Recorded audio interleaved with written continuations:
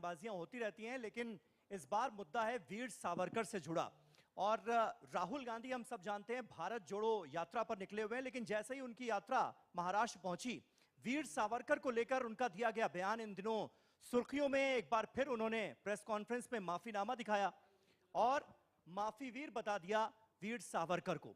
BJP आग बबूला है और खुद राहुल गांधी भी अपने बयान को लेकर घिरते हुए नजर आ रहे हैं। तो कुल मिलाकर मुद्दा यह है, और बीजेपी की तरफ से सुमेरा जो बयानबाजी हुई इसे लेकर वो भी सवालों के घेरे में है। और सुधांशु जी हमारे साथ मौजूद हैं। सुधांशु जी का एक बयान भी वायरल है। जी हाँ, और महापुरुषों पर महाभारत की जब हम चर्चा कर रहे हैं सुधांशु जी, इसी तरह की चर्चा में जो आपकी तरफ से कहा गया वो भी फिर एक मुद्दा बन गया। तो क्या ये जो महापुरुषों पर जब हम वाद विवाद चर्चा करते हैं तो उनको चर्चा करते वक्त उनके व्यक्तित्व के कुछ हिस्सों को उजागर करने की वजह से क्या दूसरे कुछ मुद्दे सामने आ जाते हैं जिस पर कि विवाद खड़ा हो जाता है? देखिए, महापुरुषों को लेकर जो राजनीति होती है उसमें समस्या क्या है कि महापुरुषों से प्रेरणा लेनी चाहिए, पर जब महापुरुषों पे मोनोपोली बनाने का प्रयास होता है कि भाई I am one and only exclusive copyright holder of any महापुरुष, तब समस्या आती है।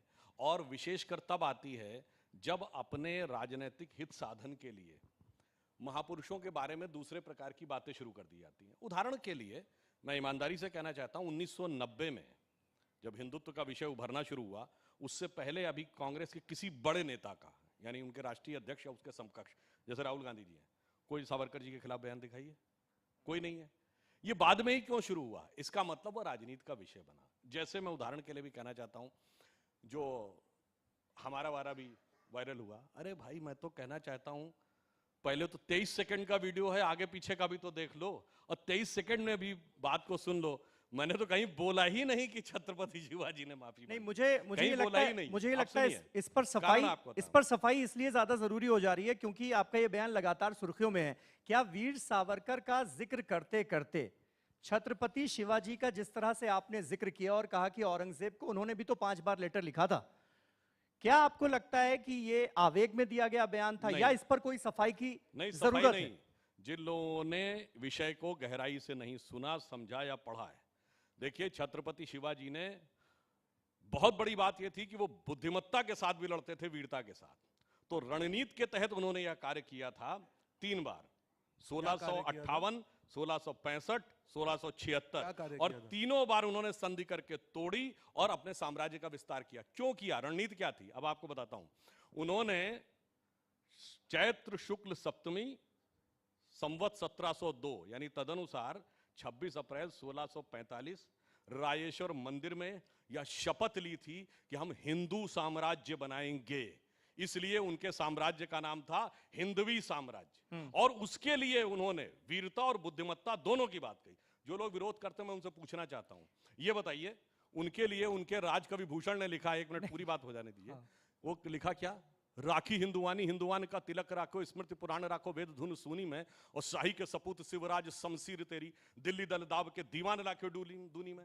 अब बताइए, हिंदुवानी, हिंदुत्व शब्द आ रहा है, और जो हिंदुत्व के खिलाफ खड़े हैं वो आज ये बात करने की कोशिश करते हैं। और एक अंत में एक लाइन और कह दूं, जिन लोगों को थोड़ा वो है तो मैं उनसे ये भी कहना चाहता हूं, शिवाजी ने के विचार क्या थे औरंगजेब के बारे में, वो भी भूषण ने लिखा है। उसको असुर मानते थे। उन्होंने कहा, कुंभकर्ण असुर अवतारी औरंगजेब, और काशी और प्रयाग में दुहाई फेरी रब की, और तोड़े देवालय शहर मोहल्ले के रे, लाखों मुसलमान किए माला तोड़ी सब की, और काशी करबला होती, मथुरा मदीना होती, शिवाजी ना होते तो सुन्नत होती सब की। ये उनका भी मानना था, हमारा भी मानना था। और इन लोगों के साथ तो वो हैं जो शिवाजी की कब्र पे जाके मरसिया पढ़ते हैं, वो राज्यसभा के सांसद हैं। रोहन बहुत समय से कुछ कहना चाह रहे हैं, और सिर्फ रोहन आप ही नहीं, पूरी कांग्रेस पार्टी बहुत कुछ कहना चाह रही है जो सुधांशु जी ने कहा उस पर। लेकिन सुधांशु जी ने तो अभी बता दिया कि विचारधारा के आधार पर तो वो उसी के साथ खड़े हैं। देखिए, इनकी कौन सी विचारधारी है जो गोडसे मुर्दाबाद की बात आज तक नहीं कर पाए, और बड़े शर्म की बात है। आपने भी कहा, पूरे देश ने देखा, जो एग्जाम्पल उन्होंने दिया, माफी वीर के वंशज है, माफी मांगना उनके डीएनए में हो सकता है, पर जिस प्रकार से उन्होंने शिवाजी का नाम का यूज करके माफी का एग्जाम्पल, पूरा देश ये माफ नहीं करेगा। और ये गांधी और सरदार की भूमि है, सपूतों की भूमि है। छत्रपति शिवाजी का जो अपमान किया है, और आपके स्टेज पे एक बहुत बड़ा मंच था, इनके पास मौका था कि एक बार कुछ भी बोल के हाँ मेरी गलती हो गई या मैंने आवेग में बोल दिया, नहीं किया। आज माफी वीर के वंशज होने के बाद भी माफी मांगने में इनको इतनी तकलीफ क्यों हो रही है? वो और कह रहे हैं दूसरा मैंने आखिरी माफी चीज, का नहीं, जिक्र नहीं किया, मैंने बिल्कुल पत्र का नहीं, जिक्र किया। बिल्कुल नहीं। उन्होंने, आपने भी देखा, मैंने भी देखा, मैंने माफी आपको शब्द माफी प्रयोग मांगनी किया हो तो पड़ेगी। बताइए। आपको माफी मांगनी माफी पड़ेगी। शब्द ही नहीं प्रयोग आप किया, इस मंच सुनते से ही नहीं। माफी मांगने को तैयार हैं? माफी मांगिए। आप माफी मांग रहे हैं, नहीं मांग रहे हैं, आप बताइए। आप माफी नहीं, मुझे नहीं सुनना है, क्योंकि देश के सपूतों का गुजरात की धरती पर अपमान होगा, ये सहन नहीं होगा। गांधी और सरदार के जिस गुजरात में आप माफी मांग रहे हैं, हाँ या ना? आप अपने वर्ड्स वापस ले रहे हैं, हाँ या ना? हाँ या ना? ठीक हाँ या है, ना? ठीक है, जवाब दे। यदि मैंने यह शब्द हाँ बोला या हो ना? बोलिए कि आपने। मैंने कहा आप हो कि बोलिए, शिवाजी ने आपने माफी मांगी तो मैं आपने विड्रॉ करने को तैयार, बिल्कुल मैंने आपने तो बोला कहा ही है। नहीं। पूरे देश के सामने कहा है। मैंने और तो ये माफी बोला ही वीर के नहीं। वंशज आपने बोला और है, आप- और माफी और मांगी आप तो नहीं, ऐसा नहीं होगा। औरंगजेब को ये महान नहीं कहने होगा, वाले, माफी मांगिए। औरंगजेब पहले की माफी कब्र मांगिए पे देश के मरसिया सामने। पढ़ने झूठ वाले। मत फैलाइए, गुजरात में आके माफी मांग रहे हैं आप। अच्छा, आप दिखाइए, मैंने कहा माफी बोला। इनको पूछिए, मैंने कहा माफी बोला। मांगिए आप। मैंने कहा और मैं माफी आपको बोला। कहना चाहूंगा, आप अगर माफी बताइए, नहीं मांगेंगे, औरंगजेब इस की डिबेट का कब्र पे बहिष्कार मरसिया होगा। पढ़ने आप वाले माफी को मांगिए। आप ये माफी बताइए, मांगिए औरंगजेब आप। की कब्र पे माफी मरसिया पढ़ने वाले मांगिए को आप। राज्यसभा क्यों अगर आप भेजा? माफी नहीं मांगते हैं, राज्यसभा क्यों इस भेजा? डिबेट का मैं औरंगजेब बहिष्कार की करता मरसिया। हूं। नहीं, और नहीं, भी रोहन जी, नहीं रोहन जी, होगा, बैठिए। नहीं होगा, इनको बैठिए, माफी बैठिए, मांगनी ऐसे पड़ेगी। नहीं, ऐसे नहीं लोकतंत्र होगा। में चर्चा बैठिए सबसे अहम है ना, लोकतंत्र में चर्चा सबसे रोहन अहम जी, है। रोहन जी, आइए, एक मिनट। रोहन, मेरी दरखास्त है आपसे, आप वापस आ जाएं।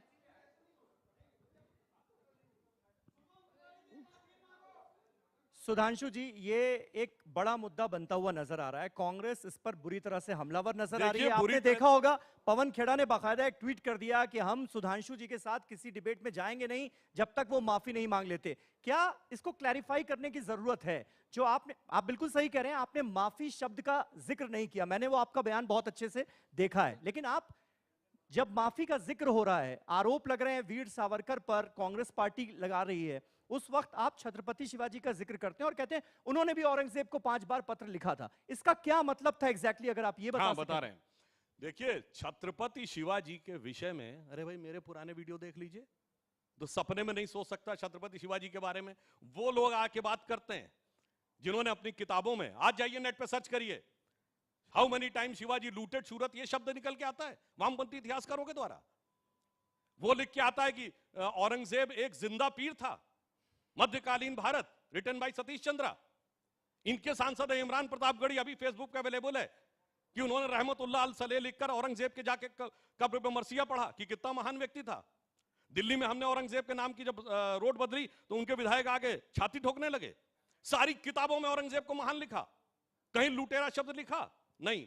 अब मैं बताता हूं, छत्रपति शिवाजी ने जिस रणनीति के तहत काम किया, और यह बात कोई मैं ऐसे नहीं कह रहा हूं, उन्होंने रणनीति के तहत किया। वो अगर आगरा गए तो कोई उसके दबाव में नहीं गए, वो टाइम बाई करके, और फिर उन्होंने मुगल साम्राज्य को समाप्त करने का काम छत्रपति शिवाजी ने ही किया। और इसीलिए मैं ये अभी कहना चाहता हूं, और यह बात अनेक इतिहासकारों ने लिखी कि शिवाजी की बुद्धिमत्ता की प्रशंसा करते हुए, क्योंकि डिप्लोमेसी का लड़ाई के साथ सुंदर उपयोग मध्यकालीन भारत में चाणक्य नीति के तहत सबसे बेहतर ढंग से शिवाजी ने किया। जिस समय लोगों को पता नहीं गोलकुंडा, बीजापुर और मुगल साम्राज्य तीनों एक हो जाते थे, तो वो रणनीति के तहत काम करते थे, और इसीलिए लोग उनको महान मानते हैं। मगर वो लोग जिन्होंने शिवाजी के विरुद्ध सारे कार्य कर, अब ये बताइए, नहीं बोल पाए ना कि हिंदवी स्वराज्य के साथ है, हिंदू साम्राज्य के साथ है, नहीं बोल पाए। शिवाजी ने जो साम्राज्य बनाया मराठा साम्राज्य में, उसके बाद उसका नाम क्या था? हिंदू पद पातशाही। बोलिए, हिंदू पद पातशाही के साथ है? नहीं। भाषण देने तो के लिए आ जाते आप ये कहना चाह रहे हैं कि छत्रपति शिवाजी ने भी एक स्ट्रैटेजी के तहत औरंगजेब से माफी का पत्र लिखा, उसी तरह वीर सावरकर ने भी अंग्रेजों को जो पत्र लिखा उसके पीछे स्ट्रैटेजी थी ताकि वो जेल से छूट कर आए और देश के लिए अपना योगदान दे पाए। ये मतलब है? मैंने माफी शब्द नहीं कहा, मैंने कहा शिवाजी ने 5 बार पत्र लिखा, और उन्होंने पत्र के द्वारा रणनीति बनाई, और 3 बार संधि करके खुद ही तोड़ी, और उसके द्वारा अपने साम्राज्य का विस्तार किया। और मुगल साम्राज्य का अंत हुआ मराठा साम्राज्य के उद्भव के साथ, और जिसके साथ मैं चुनौती से कहता हूं, ये हिंदू पद पातशाही वर्ड के साथ कभी नहीं खड़े होते, हिंदू साम्राज्य वर्ड के साथ कभी नहीं खड़े होते, हिंदवी स्वराज्य शब्द के साथ कभी नहीं खड़े होते। वो आकर आज ये बात करने की प्रयास करते हैं। इसलिए मैं कहता हूं, छत्रपति शिवाजी की विरासत के साथ सबसे बड़ा धोखा जिन लोगों ने किया, उसका जितना अपमान जिन लोगों ने किया, जिन्होंने मुगलों को महान बताया, वो लोग आकर अगर ये कहने का प्रयास करते हो, मैंने तो कोट किया शिवाजी के राजकवि की, शिवाजी के समय की कोटेशंस कोट किए। अरे ये बताइए, महाराष्ट्र में जानता राजा नाटक होता है जो शिवाजी के बारे में, जब वो समाप्त होता है तो क्या छंद बोला जाता है? कान जिमी कंस पर तेजतम अंश पर त्यों मलेच्छ वंश पर शेर शिवराज। पूछे मानते हैं ना? महान। इसलिए मैं कहता हूं चेहरे पे चेहरा लगा के कांग्रेस बचने का प्रयास नहीं कर सकती, भागे चाहे जितना, परंतु सबको पता है कौन शिवाजी की विरासत के साथ खड़ा है, कौन हिंदू पद पातशाही, हिंदुत्व, हिंदवी स्वराज्य के साथ खड़ा हुआ है और कौन जो उसके खिलाफ खड़ा है। सुधांशु जी, लेकिन ये जो राजनीति हमारे देश में इस समय हो रही है, जो मूर्ति भंजन की राजनीति है, ये कहाँ जाकर थमेगी? अब उसमें जब राहुल गांधी ने एक बयान दिया तो फिर गांधी जी का भी एक पत्र सामने आ गया, उसकी भी चर्चा हो गई, उसके बाद ये चर्चा निकल आई कि जिसमें शिवाजी की चर्चा शुरू हो गई, तो फिर ये कहाँ है इसका अंत? देखिए, राहुल गांधी जी के सामने भी एक समस्या है कि वो अपनी पार्टी के इतिहास से वाकिफ नहीं है। भाई, जिस समय वो स्वतंत्र वीर सावरकर की बात करते हैं, वो भारत के पहले स्वतंत्रता सेनानी थे जिनको 2 जन्मों का कारावास हुआ। वो भारत के पहले स्वतंत्रता सेनानी थे जिन्होंने 1857 के स्वतंत्रता संग्राम को प्रथम स्वातंत्र समर लिखा। मैं चुनौती से पूछता हूं, 1907 से पहले कोई कांग्रेस का नेता बताइए जिसने 1857 को स्वातंत्र समर लिखा हो। सबने म्यूटिनी, रिवोल्ट, सिपाही म्यूटिनी लिखा। और जिस वर्ष में सावरकर जी को 2 जन्मों के कारावास की सजा हुई, वो वर्ष कौन सा था? 1910। और जाके चेक करिए, 1910 में कांग्रेस का अध्यक्ष कौन था? विलियम वैटनबर्न, ब्रिटिश सरकार का सेक्रेटरी। आप तो मातहत हैं, ब्रिटिश सरकार के बाबू के नीचे खड़े हुए हैं। और रही बात इसकी लेटर लिखने की, तो राहुल गांधी जी देख लें, उनके बहुत बड़े बड़े नेताओं ने, बहुत बड़े बड़े, मैं नाम लेके किसी का मूर्ति भंजन नहीं करना चाहता, वायसराय को लिखा है, feel obliged to be your most obedient servant. उन्होंने ब्रिटिश क्राउन को लिखा है, राजकुमार को, I beg to be your most obedient servant, मैं याचना करता हूं कि आपका वफादार सेवक बना रहूं। और दूसरी बात, यह बताइए, ब्रिटिश क्राउन के प्रति निष्ठा की शपथ किसने ली? नेहरू जी 15 अगस्त 47 को नहीं प्रधानमंत्री बने थे, कैबिनेट मिशन प्लान के तहत 2 सितंबर 1946 को बने थे। आज प्रधानमंत्री शपथ लेता है तो राष्ट्रपति शपथ दिलाते हैं और क्या कहता, मैं विधि द्वारा स्थापित भारत के संविधान के प्रति सच्ची श्रद्धा रखूंगा। 2 सितंबर 1946 को नेहरू जी ने किसके प्रति निष्ठा की शपथ ली थी? जब माउंटबेटन ने उनको शपथ दिलाई थी, ब्रिटिश क्राउन के प्रति निष्ठा की शपथ ली। यूनियन जैक झंडा था, तिरंगा लेकिन नहीं जैसा था। जैसा सुमेरा इसलिए मैं भी कह रहा जानने की कोशिश कर रही थी कि ये सिलसिला आखिर कहां जाकर रुकेगा, क्योंकि आप लोग कहते हैं कि भाई पंडित जवाहरलाल नेहरू की मंशा को पूरा करने के लिए इतिहास को अलग तरीके से लिखा गया।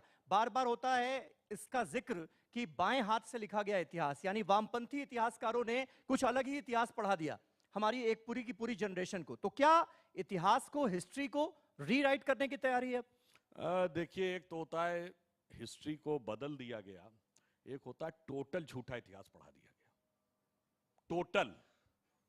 इसलिए हम ये कहना चाहते हैं, बताइए, वो स्वतंत्र वीर सावरकर जिनको अंडमान की जेल में रखा गया, कोल्हू में बैल की जगह पेड़ दिया गया, वो तो स्वतंत्रता की लड़ाई नहीं लड़ रहे थे।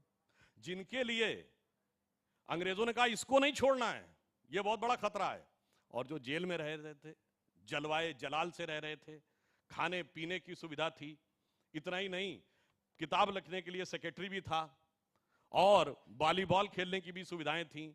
जिनके लिए अकबर इलाहाबादी ने लिखा था, कौम के गम में खाते हैं डिनर हुक्काम के साथ, रंज लीडर को है बहुत मगर आराम के साथ, और जिनके वायसराय के परिवार के साथ अत्यंत मधुर संबंध थे। 1948 में शिमला में छुट्टी मनाने गए थे, आफ्टर इंडिपेंडेंस छुट्टी मनाने शिमला में, वो लड़ाई लड़ रहे थे, और जो संघर्ष कर रहे थे वो लड़ाई नहीं लड़ रहे थे। इस पर तो मुझे वही लाइन ध्यान आती है, वो जब आज क्रेडिट लेने की कोशिश करते हैं कि भाई कि नौरंग ये सियासते दौरा तो देखिए कि मंजिल मिली उन्हीं को जो शरीके सफर न थे। तो फिर अब सही इतिहास कैसे पढ़ाया जाएगा, क्योंकि ये तो जो अभी तक पढ़ाया गया बिल्कुल गलत पढ़ाया गया। देखिए, मैं सिर्फ एक कोट करता हूं, वीएस नायपॉल बहुत बड़े विचारक हुए हैं, राइटर हुए हैं, जिनको नोबेल पुरस्कार मिला 2003 में।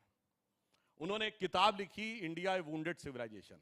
उन्होंने कहा भारत दुनिया का इकलौता देश है जहां अपने लिखे इतिहास को प्रामाणिक नहीं मानता है, विदेशियों के लिखे इतिहास को प्रामाणिक मानता है। और कहता है उससे भी बुरा यह है जो विदेशियों में भी उन विदेशियों के लिखे इतिहास को प्रामाणिक नहीं मानता जो इसके दुश्मन रहे, नहीं रहे। जो इसके दुश्मन रहे, जिन्होंने इस पे हुकूमत की, उन्हीं के लिखे इतिहास को प्रामाणिक मानता है। ऐसा विचित्र देश हमने कहीं नहीं देखा होगा। उन्होंने उदाहरण दिया कि दुनिया में कहीं लड़ाई होती है दो राजाओं में, तो एक ही को महान माना जाता है और दूसरे को नहीं, चाहे कोई जीते हारे। उसने कहा यहां जनता महाराणा प्रताप को महान मानती है और किताबों में अकबर महान है। जनता छत्रपति शिवाजी को महान मानती है, किताबों में औरंगजेब महान है। उसने कहा ऐसा विचित्र इतिहास लिखने वाला दुनिया में कोई और दूसरा देश नहीं है। इसलिए उन्होंने लिखा था वुंडेड सिविलाइजेशन है, इसलिए हमें समझने की जरूरत है। और वो जो इतिहास के अनादिकाल से आज तक बची हुई एकमात्र सभ्यता है भारत, उसके साथ ये स्थिति हुई।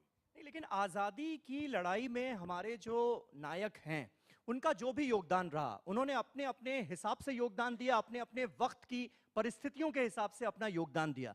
लेकिन आज आपसी राजनीति के चलते हो ये रहा है कि वीर सावरकर को मानने वाले, उनमें आस्था रखने वाले, पंडित नेहरू में आस्था रखने वाले, उनके योगदान को बहुत बड़ा मानने वाले, एक तरह का बंटवारा हमें नजर आ रहा है। बीजेपी और कांग्रेस की आपसी सियासत में, महापुरुषों में ये बंटवारा क्यों?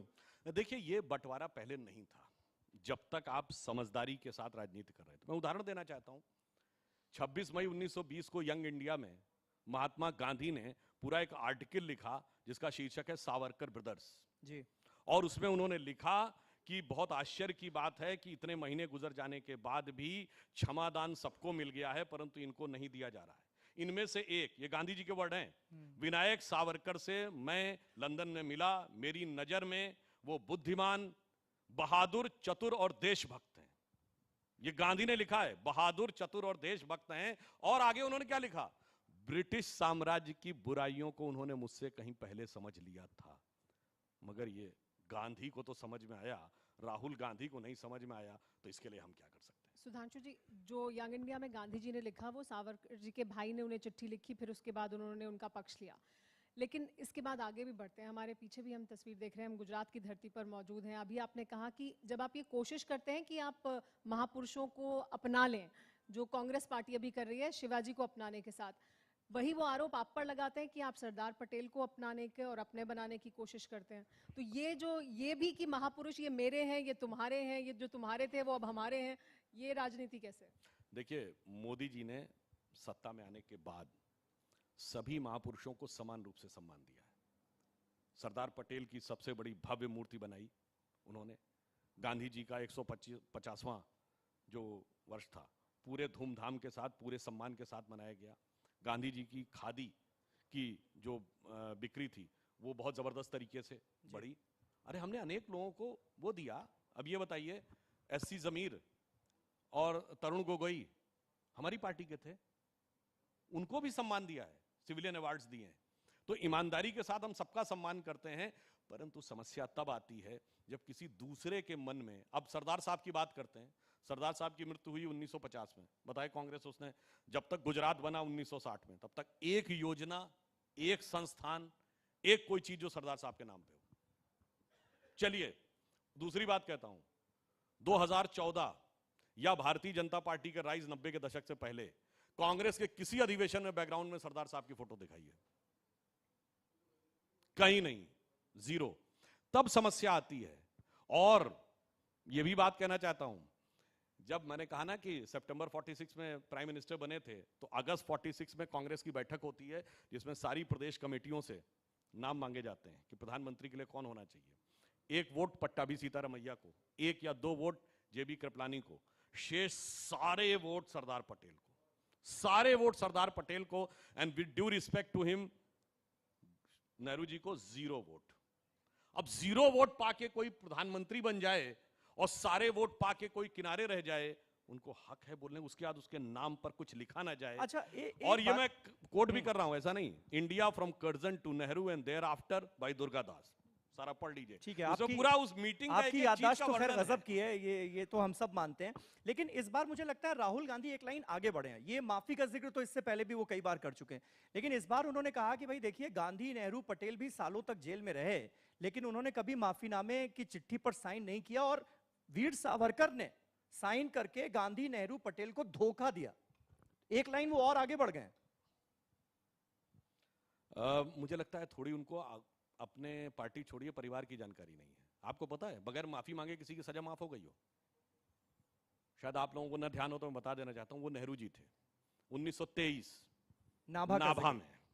और नाभा में केवल 3 घंटे के अंदर, और ये मैं कोट कर रहा हूं के संथानम, जो कांग्रेस के बाद में कैबिनेट मिनिस्टर बने, उन्होंने अपनी किताब में, जो उनके साथ जेल में थे नेहरू जी के साथ, उन्होंने अपनी किताब हैंडकफ्ड विद नेहरू में लिखा है कि नेहरू जी को इतनी तकलीफ हो रही थी कि उनके पिताजी ने, यानी मोतीलाल नेहरू जी ने वॉइस रॉय से संपर्क किया, 3 दिन लग गए, और उसके बाद हमें जेल में खाना और फल भी मिलने लगे, हमारे कपड़े धुलने के लिए नौकर भी आ गया, हमें अनेक प्रकार की सुविधाएं मिलने लगी। इसके बाद कोर्ट ने नेहरू जी को 2 साल की सजा सुनाई।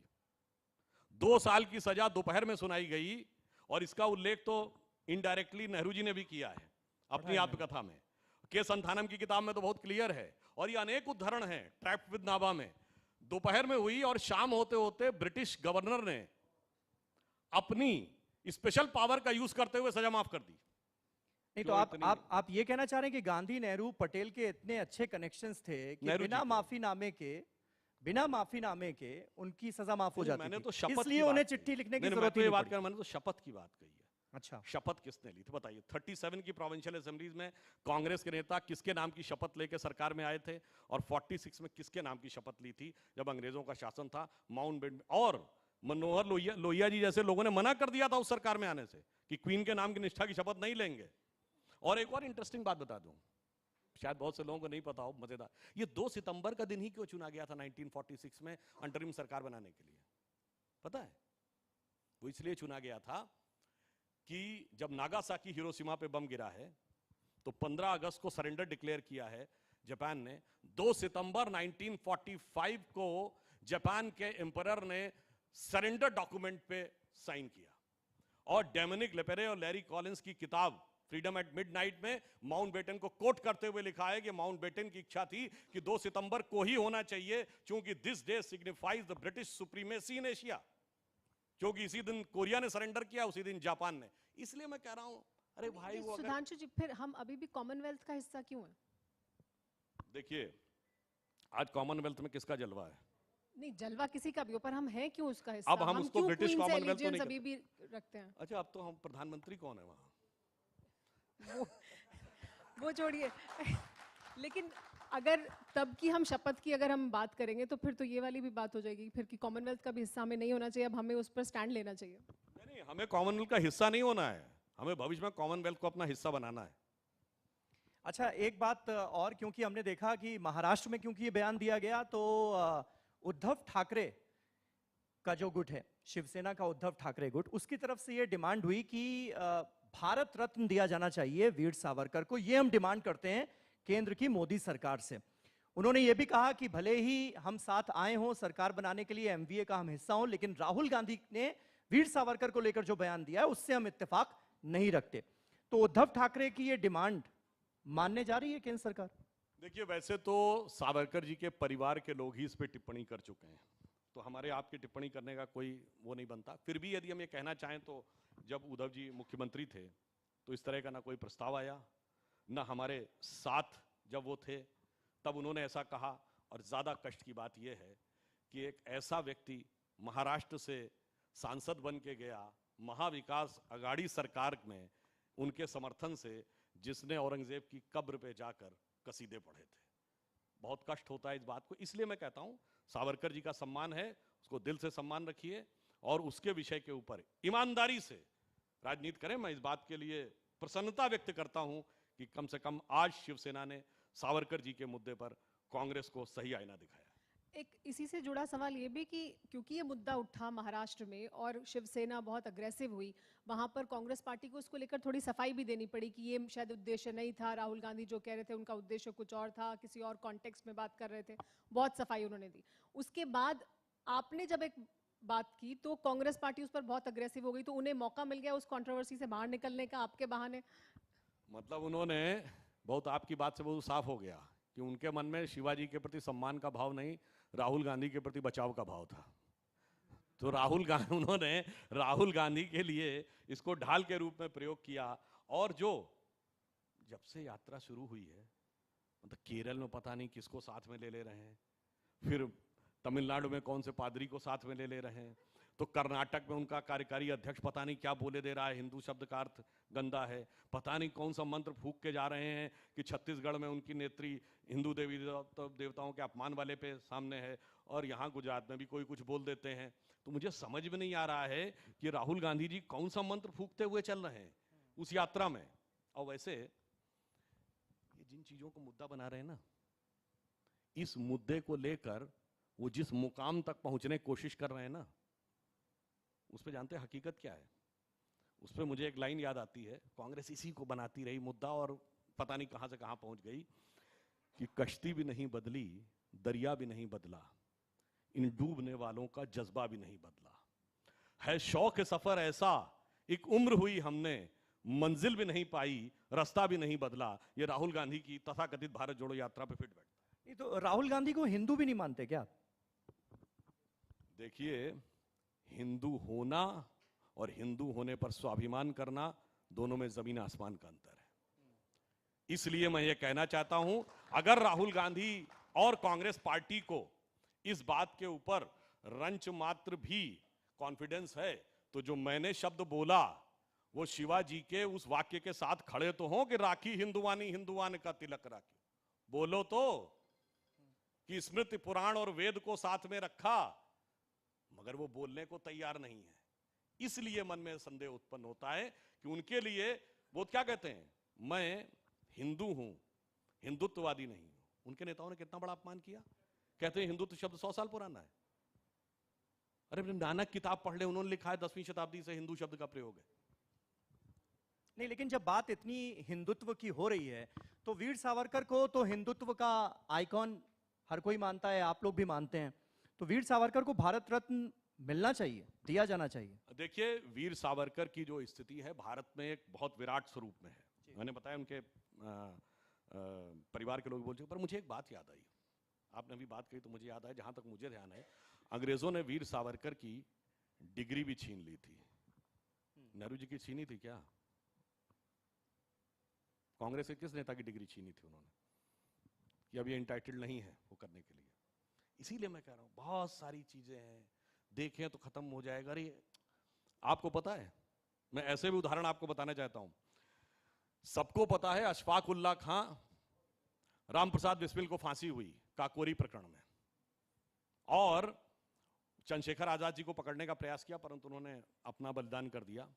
उस काकोरी प्रकरण में अंग्रेजों का वकील कौन था? अंग्रेजों का वकील, यानी जो सरकार से पैसा लेकर यह इंश्योर करने में लगा था कि रामप्रसाद बिस्मिल और अशफाक उल्लाह खां को फांसी होनी चाहिए, वो थे कांग्रेस के नेता जगत नारायण मुल्ला, जो 1916 के लखनऊ कांग्रेस अधिवेशन, जिसमें मुस्लिमों के सेपरेट इलेक्टोरेट की मांग मानी गई, यानी जहां विभाजन की नींव पड़ी, उसमें स्वागत समिति के अध्यक्ष थे, और उनके नाम पे लखनऊ में आज भी एक सड़क है, जगत नारायण रोड। बताइए, उसके बाद पूछ रहे। इसीलिए मैं कह रहा हूं थोड़ा पढ़ लें, बजाय इसके कि जो कांग्रेस के अंदर। लेकिन जब हम इस तरह से इतिहास में हुई सो कॉल्ड गलतियों का, कथित गलतियों का जिक्र करते हैं, तो एक मैसेज ये भी जाता है, क्योंकि हमेशा से हमने इतिहास में ये पढ़ा है और जितनी भी कहानियां स्वतंत्रता संग्राम से जुड़ी हुई हमने सुनी है, गांधी, नेहरू, पटेल, हो सकता है कुछ बातों को लेकर मतांतर हो, लेकिन कभी उनमें किसी तरह का बैर नहीं रहा। लेकिन आपकी बातों से लगता है कि पंडित नेहरू एक अलग राह पकड़कर चल रहे थे, गांधी और सरदार पटेल की एक लाइन थी। ये जो डिफरेंस है, ये वाकई था या सियासत में दिखाने की कोशिश की जा रही है? देखिए, इसके लिए तो उस जमाने के किताबों को नहीं, उनके हाथ लिखे पत्रों को पढ़ लीजिए, जो उन्होंने बोला उसको पढ़ लीजिए। सरदार पटेल तो एक अलग डायमेंशन पे चल रहे थे, पूरे भारत का एकीकरण उन्होंने किया, और कितना बड़ा काम किया। मैं उदाहरण के लिए बोलना चाहता हूं, जब राम मंदिर का विषय उठा, उस समय मैं छात्र था, तो मैंने एक स्पीच में सुना, एक सज्जन से पूछा गया कि यदि सोमनाथ का विषय गुजरात में आजादी के तुरंत बाद सॉल्व हो सकता था, तो राम मंदिर का विषय क्यों नहीं सॉल्व हो पाया? तो उन्होंने हंसते हुए कहा था, शायद इसलिए कि सोमनाथ सरदार पटेल के प्रांत में पड़ गया तो तुरंत सॉल्व हो गया, और राम मंदिर नेहरू जी के प्रांत में पड़ गया तो तब तक सॉल्व नहीं हो पाया। सारी 560 की रियासतें जितनी भी थी, 560 समथिंग, सब सॉल्व हो गई। मतलब जूनागढ़, हैदराबाद सब सॉल्व हो गया, भोपाल वगैरह। एक ही जगह जहां उन्होंने हाथ रखा नहीं सॉल्व हुआ। ये भी मैं नहीं कहता हूं। देखिए नेहरू जी ने कुछ एक अच्छे काम भी किए थे, जैसे एम्स की स्थापना की थी, उन्होंने स्टील के प्लांट्स बनवाए, डैम बनाए, वो मानते हैं। मगर जो भयंकर गलतियां हुई उसको भी स्वीकार करना चाहिए ईमानदारी से। सुधांशु की जी, क्या ये ओवर सिंप्लीफिकेशन भी है? क्योंकि बहुत कुछ एक महापुरुष जिनकी हम चर्चा कर रहे हैं और तमाम महापुरुष जो इतिहास में गुजरे हैं, उनका जीवन लंबा रहा, हृदय परिवर्तन हुआ, कभी उन्होंने अंग्रेजों का साथ दिया, फिर वहां से हटे, ऐसे तमाम उदाहरण हो सकते हैं। तो क्या जनरलाइजेशन भी है एक ढांचे में उनको फिट करने ये के लिए? जनरलाइजेशन की आपने बात कही तो मैं एक बात याद दिलाना चाहता हूं। 1931 में कांग्रेस का इरविन के साथ पैक्ट हुआ, 47 में आजादी मिली। इन 16 साल में केवल 42 का भारत छोड़ो आंदोलन छोड़ के बताइए कौन सा आंदोलन लड़ा कांग्रेस ने? इंटायर 16 इयर्स बताइए। खूब जिन दर्शकों से कह रहा हूं, खूब रिसर्च करिए, खोजिए कि 1931 के बाद कौन सा आंदोलन हुआ, और 42 का भारत छोड़ो आंदोलन 2 महीने में सरकार ने क्रश कर दिया था। बताइए कौन सा आंदोलन हुआ? इसे कहते हैं ओवर सिंप्लीफिकेशन, कि आंदोलन ही नहीं था। और उसके बाद 42 के बाद 47 तक कौन सा आंदोलन था? 5 वर्ष। तो कांग्रेस पार्टी की अप्रोच, वो कांग्रेस पार्टी जिसने आजादी में अहम भूमिका निभाई, उसने आजादी में कोई अहम भूमिका नहीं निभाई? नहीं, देखिए आजादी में 3 प्रकार के योगदान रहे। एक राजनीतिक आंदोलन जो गांधी जी के नेतृत्व में चल रहा था, जिसका कांग्रेस नेतृत्व कर रही थी, उसका भी योगदान है। एक क्रांतिकारी आंदोलन जिसमें सूर्य सेन, बाघा जतीन, शचींद्रनाथ सान्याल, भगत सिंह, राजगुरु, सुखदेव, चंद्रशेखर आजाद, रामप्रसाद बिस्मिल, वासुदेव बंदर फड़के, वीर सावरकर, मदन लाल ढींगरा, ऊधम सिंह, सबका योगदान था। बताइए, वॉइसराय हार्डिंग पे बम फेंका गया, वहां पर चटगांव में आर्मरी कैप्चर हो गई, काकोरी में खजाना कैप्चर हो गया, भगत सिंह जी ने असेंबली में बम फेंक दिया, कलकत्ता के कमिश्नर को, इनका कोई योगदान ही नहीं था। तीसरा, एक सैन्य अभियान जो रास बिहारी बोस जी और सुभाष चंद्र बोस जी के नेतृत्व में हुआ, आजाद हिंद फौज बनी, और स्वतंत्र भारत की पहली सरकार अगर आप माने तो 1943 में आजाद हिंद फौज की एक्साइल गवर्नमेंट थी, जिसको उस जमाने में 8 या 9 देशों ने मान्यता प्रदान की थी। तीनों का योगदान है। बस हम यही तो कहना चाहते हैं, ईमानदारी से स्वीकार करिए। जब 75वीं वर्षगांठ हुई 2018 में, तो हम मोदी जी ने उसका पूरा यहां पर इंडिया गेट के ऊपर पूरा उसका स्वागत किया, जो सुभाष चंद्र बोस जी के नेतृत्व में हुई थी। इसलिए मैं कह रहा हूं, सबके योगदान को सराहिए। और एक फैक्ट और जो बहुत से लोगों को नहीं पता होगा, कभी आपने ये ध्यान दिया कि जो इंडिपेंडेंस ऑफ इंडिया एक्ट पारित हुआ था, उसके अनुसार आजादी की डेट 15 अगस्त 47 तो नहीं थी, 30 जून 1948 थी। ये 1 साल पहले काहे छोड़ दिया? उसका कारण जानते हैं क्या है? उसका कारण यह है कि नवंबर 1945 में British commander in chief Claude मैकॉनले, शायद उसका नाम है, वो वाइसराय को लिखता है कि आजाद हिंद फौज के जिन अधिकारियों और सिपाहियों पे मुकदमा चल रहा, उसके चलते हुए भारतीय सैनिक अब बहुत रेस्टलेस हैं, इनके ऊपर भरोसा नहीं किया जा सकता। वो 11 फरवरी 1946 को लिखता है कि अब मेरे पास ऐसी इंफॉर्मेशन है कि इन पे बिल्कुल भरोसा नहीं किया जा सकता, कभी भी कुछ भी हो सकता है। और एक गोपनीय मैसेज भेजा जाता है कि ब्रिटिश अधिकारी अपने परिवारों को बंबई और कराची भेज दें, चुपचाप, किसी को पता न लगे। 18 फरवरी या 16 फरवरी 1946 को नौसेना में अपराइजिंग होती है ब्रिटिश गवर्नमेंट के खिलाफ, और 2 दिन के अंदर कलकत्ता, कराची और बंबई में 20,000 नौसैनिक, 100 जहाज कब्जा कर लिए जाते हैं।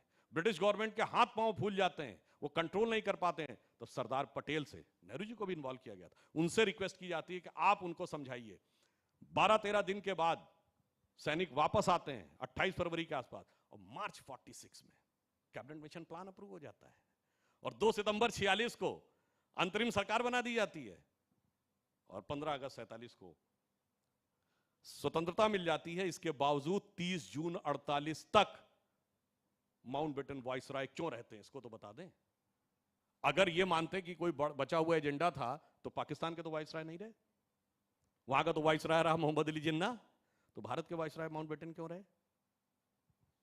इसलिए मैं कहता हूं, ये सब जो आपने कहा एकदम सिंप्लीफाइड है, मगर ये मैंने जो भी आपको फैक्ट बताया कि फैक्ट ऐसा नहीं जो आपको पता ना हो। ठीक है, आपने सुधांशु जी तफसील से जिक्र किया कि वीर सावरकर का कितना योगदान रहा आजादी की लड़ाई में, और राहुल गांधी देखिए भाई कैसे अल्फाज उनके लिए इस्तेमाल कर रहे हैं।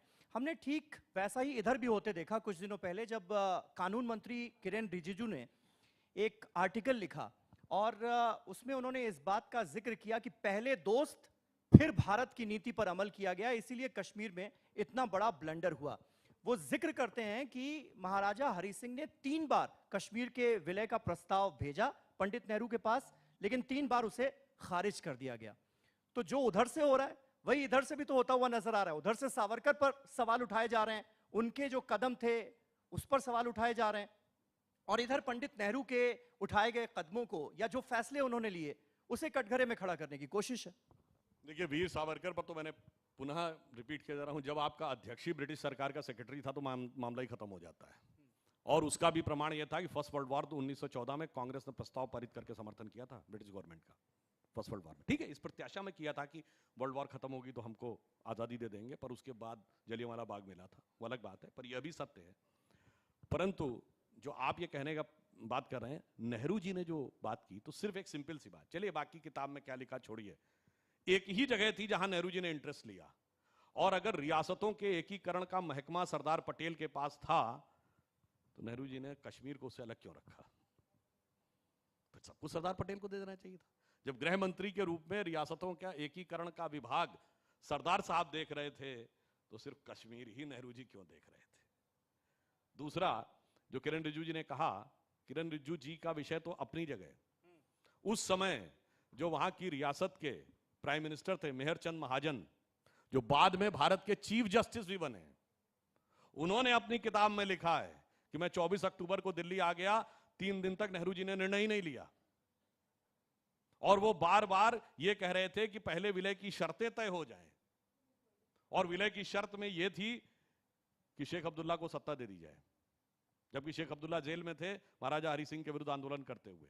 लास्ट में उन्होंने लिखा, और कई इतिहासकारों ने लिखा है कि जब मीटिंग में बात हुई तो मेहरचंद महाजन आखिर में उठकर खड़े हुए कि यदि आप तुरंत फौज नहीं भेजेंगे तो फिर मैं कोशिश करता हूं कि जो हिंदू फंस गए हैं श्रीनगर में, उनको अगर सेफ एग्जिट दिया जाए तो मैं यहीं से जहाज लेकर कराची जा रहा हूं, जिन्ना से बात करूंगा। तो ये कहा जाता है कि सरदार साहब ने बगैर नेहरू जी की तरफ देखे उनसे कहा कि आप जाइए, भारतीय सेना पहुंच रही है, और उसके बाद उन्होंने शेख अब्दुल्ला की तरफ देखा, और उसके बाद नेहरू जी की तरफ देखा, और उसके बाद उन्होंने सैम मानेकशॉ से कहा कि general you have got the orders. अब ये कहने वाला कौन है? जो चीफ जस्टिस ऑफ इंडिया भी रहा है और वहां की गवर्नमेंट का प्राइम मिनिस्टर। इसलिए मैं कह रहा हूं, देखिए गलती हो गई, अरे मान तो लो, लेकिन आप जिन बातों का जिक्र कर रहे हैं उससे ऐसा लग रहा है कि आप मंशा पर सवाल उठा रहे हैं। एक होता है कि भाई हमने कई फैसले लिए, कुछ फैसले गलत भी हो गए, लेकिन यह कहना कि पहले दोस्त फिर भारत की नीति पर अमल किया गया, यानी दोस्तों को तरजीह दी गई, देश से ऊपर उन्हें रखा गया, तो आपको नहीं लगता कि ये देश के पहले प्रधानमंत्री पर, इतने बड़े स्वतंत्रता संग्राम सेनानी पर बहुत बड़ा आरोप लगाया जा रहा है? देखिए, मैं तो सिर्फ ये कहूंगा कि अगर एक ही राज्य उन्होंने अपने पास रखा तो अब ये मंशा पे सवाल है या नीति पे सवाल है, ये मैं दर्शकों पे छोड़ता हूं। दूसरा, उन्होंने दुनिया में कहीं भी लड़ाई होती है तो सीज फायर कौन करता है? जिसकी फौज हार रही हो। यहां हम जीत रहे थे, हमने सीज फायर किया। यूनाइटेड नेशंस में कौन देश जाता है?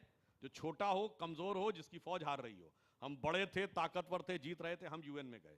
दूसरा, मैं दर्शकों से पूछना चाहता हूं, यूएन बना कब? 24 अक्टूबर 45 को, और 26 अक्टूबर 47।